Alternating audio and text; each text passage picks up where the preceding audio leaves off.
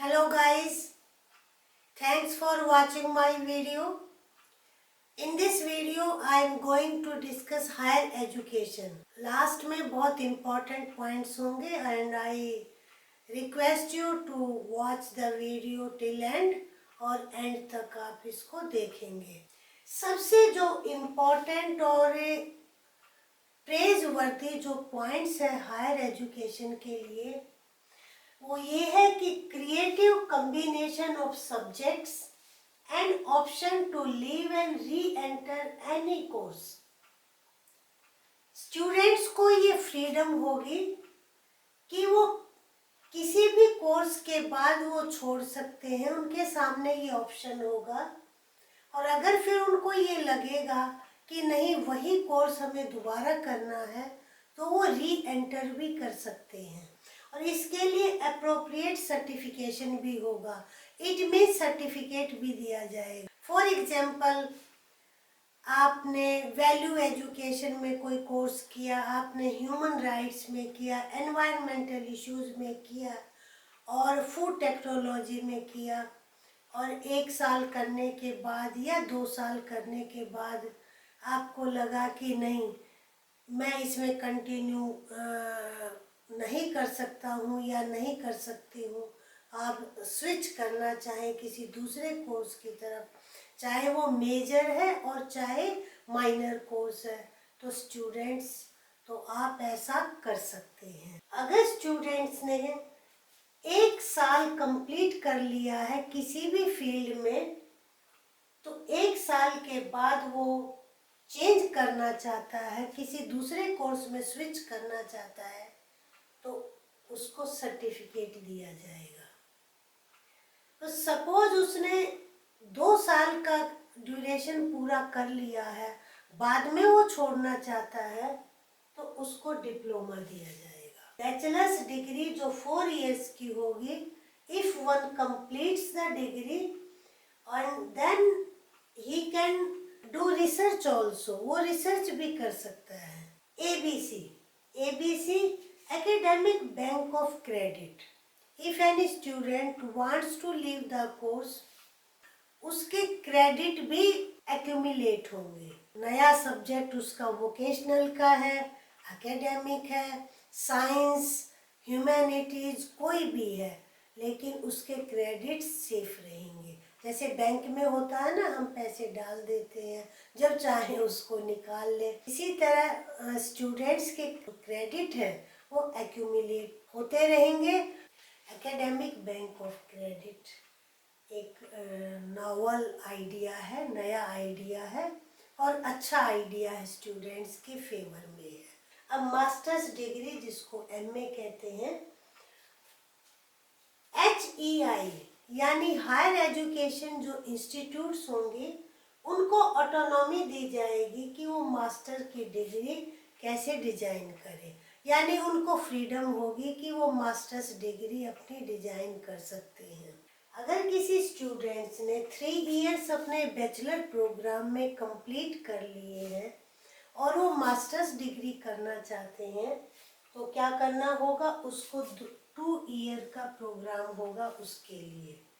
लेकिन second year उसका research का होगा, यानी कोई ऐसा उसको टॉपिक सेलेक्ट करना होगा, उसको रिसर्च कंडक्ट करनी होगी. स्टूडेंट्स के सामने ऑप्शन होगा कि 1 ईयर भी मास्टर डिग्री हो सकती है, लेकिन बैचलर प्रोग्राम फिर 4 ईयर का होना चाहिए. अभी मैंने बताया ना 3 और 4 ईयर्स का बैचलर की डिग्री होगी.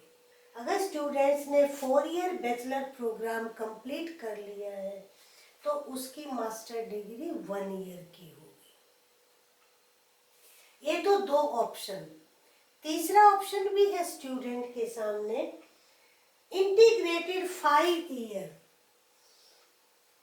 बैचलर्स मास्टर्स प्रोग्राम भी होगा.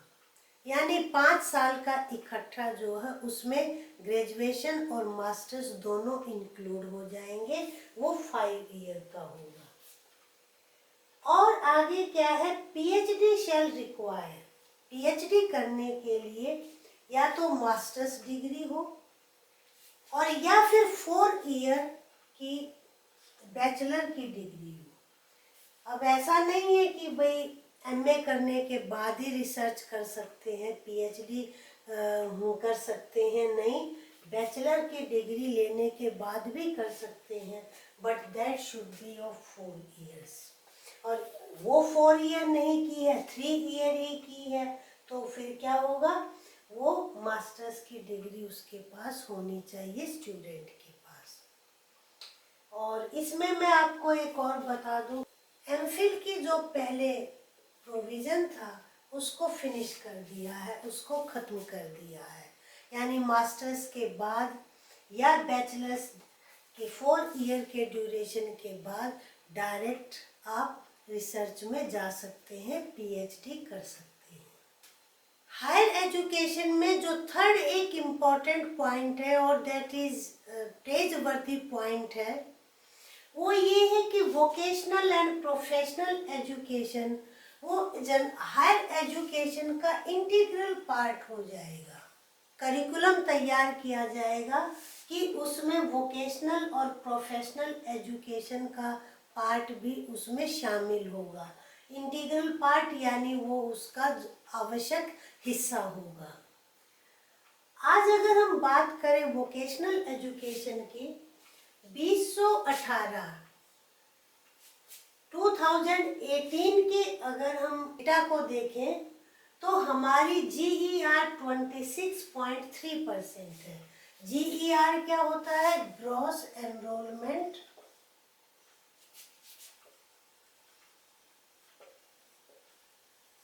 रेशियो। 26.3% है वोकेशनल कोर्सेज में, लेकिन हमारा टारगेट ये होगा बाय 2035 तक GER हमारा 50%, यानी बच्चों की एनरोलमेंट कम से कम 50% होनी चाहिए ताकि उनको जॉब के लिए इजी हो जाए। इसमें एक और पॉइंट हाईलाइट किया गया है कि students will have facility of internship. वो किसी लोकल इंडस्ट्री के साथ और बिजनेसमैन और आर्टिजन और आर्टिस्ट स्टूडेंट्स को कनेक्ट किया जाएगा, उनके साथ जोड़ा जाएगा और उनके अंडर वो इंटर्नशिप करेंगे। इसका एक और सबसे बड़ा फायदा ये होगा कि स्टूडेंट्स की एम्प्लॉयबिलिटी बढ़ जाएगी। संस्कृत में राइटर हुए हैं बाण भट्ट ने ये कहा है, एक अच्छी एजुकेशन 64 कलाज, हिंदी और संस्कृत में कला कहेंगे, यहाँ पर आप फील्ड कह सकते हैं, स्टूडेंट्स को 64 कलाओं का ज्ञान देती है एक अच्छी शिक्षा प्रणाली। बाण भट्ट का ये कहना है। तो पॉलिसी में ये कहा गया है कि ये एफर्ट किया जाएगा कि सब इंस्टीट्यूशन में मैक्सिमम डिसिप्लिन मेन सब्जेक्ट्स रखे जाएं और बच्चों को एक कंप्लीट एजुकेशन दी जाए। जैसे हमारी एंशियंट यूनिवर्सिटीज हुई हैं, नालंदा, तक्षशिला, वल्लभी, ताकि उनकी पर्सनैलिटी भी डेवलप हो और उनकी एम्प्लॉयबिलिटी भी बढ़े। और ये दोनों ही चीज़ें ज़रूरी हैं। इसमें सॉफ्ट स्किल भी आ गई, उसमें वोकेशनल स्किल भी आ गई, इसमें टेक्निकल एजुकेशन भी आ गई और रिसर्च पर बहुत फोकस किया जाएगा।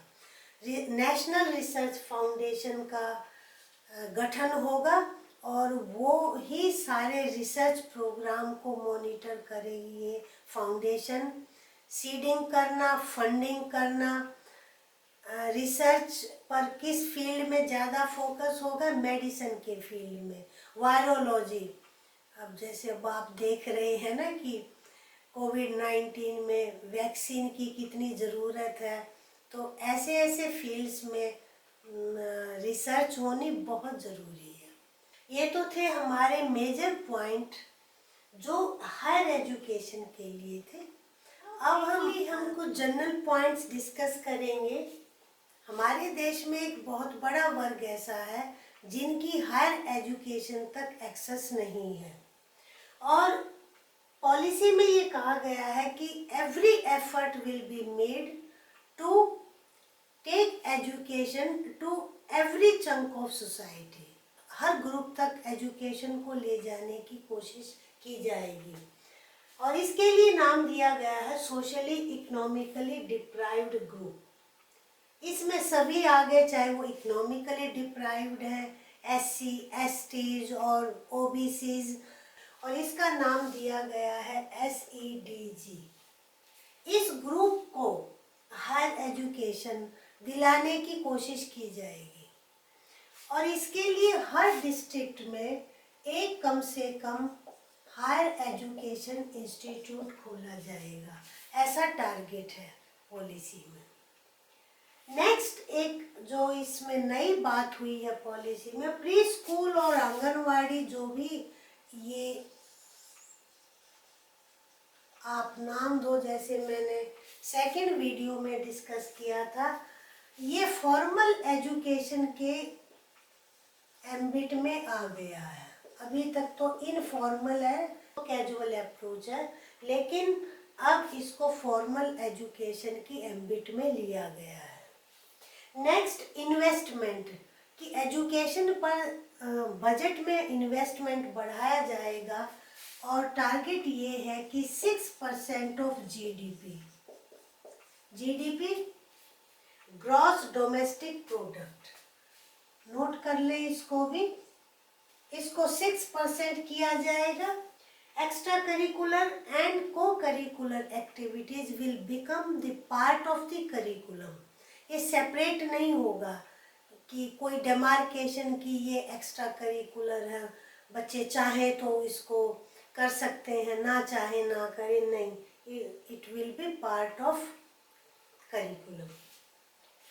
और एक और आपकी नॉलेज के लिए बता दूं कि नोमेनक्लेचर यूनिवर्सिटीज़ का चेंज किया जा रहा है। इस टाइम यूनिवर्सिटीज़ कई कैटेगरी में आती हैं। प्राइवेट कॉलेजेस है, प्राइवेट यूनिवर्सिटीज़ है, डीम्ड यूनिवर्सिटीज़ है, एफिलिएटेड यूनिवर्सिटीज़ है, affiliated universities of technical education है, वो सब खत्म करके एक ही नाम दिया गया है, that is university.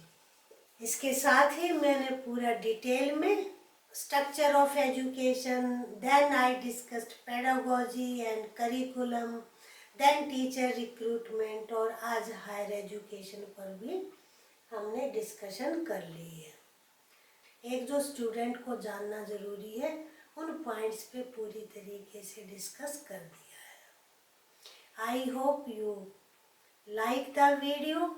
I have uploaded 5 videos on National Education Policy 2020. If you have not watched those videos, doesn't matter, you can watch now. अब आप watch कर सकते हैं